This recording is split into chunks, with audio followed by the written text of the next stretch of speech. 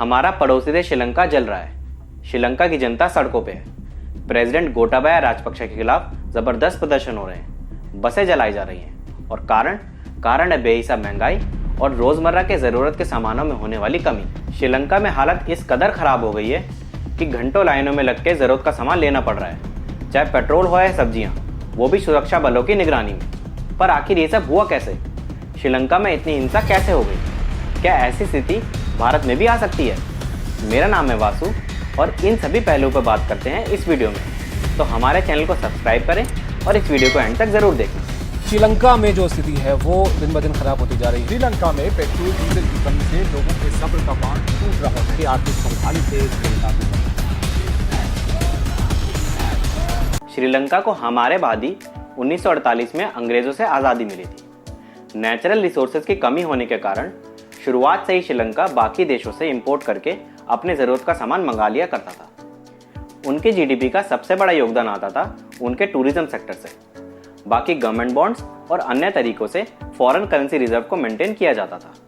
21वीं सदी की शुरुआत में ही चाइना की ग्रोथ को देखकर श्रीलंका को लगा कि वो भी अपने यहाँ इंफ्रास्ट्रक्चर बेस्ड ग्रोथ ला सकते हैं। इसी के लिए उन्होंने चाइना से और आईएमएफ से काफ़ी बड़ी मात्रा में लोन्स लिए। लोन्स की शर्तें और इंटरेस्ट रेट्स इतने ज़्यादा थे कि वो धीरे धीरे चाइना के डेट ट्रैप में फंसते चले गए। गवर्नमेंट ने इस हद तक मिसमैनेजमेंट की कि लोन की रीपेमेंट के लिए भी और लोन्स लेने पड़े, और जब इससे भी काम नहीं चला तो उन्हें अपनी ज़मीन भी 99 साल की लीज पर चाइना को देनी पड़ी। इसी अव्यवस्था को ठीक करने के चुनावी वादे से प्रेसिडेंट गोटाबाया जीत कर आए, पर आते ही उन्होंने केमिकल फर्टिलाइजर पर बैन लगा दिया ताकि फॉरेन करेंसी रिजर्व्स को बचाया जा सके, जो कि केमिकल फर्टिलाइजर को इंपोर्ट करने में खर्च होता है। पर इससे हुआ ये कि किसान जो कि ऑर्गेनिक खेती के लिए तैयार नहीं थे, उनके ऊपर संकट आ गया, जिसके परिणाम स्वरूप खेती की पैदावार में रिकॉर्ड गिरावट आई और विरोध अपने चरम पे पहुंच गए, जिसके बाद प्रेसिडेंट गोटाबाया को केमिकल के फर्टिलाइजर के बैन पर रोक हटानी पड़ी। पहले ही संकट से जूझ रही इकोनॉमी को जब कोविड-19 का झटका लगा तो श्रीलंका की इकोनॉमी की कमर टूट गई। टूरिज्म सेक्टर बर्बाद हो गया, जो कि श्रीलंका की इकोनॉमी का बैकबोन था। इससे हुआ ये कि श्रीलंका के पास सिर्फ $2 बिलियन का फॉरेन करेंसी रिजर्व बचा। महंगाई दर 17% से भी ऊपर चली गई। 13 घंटे के पावर कट लगने लगे।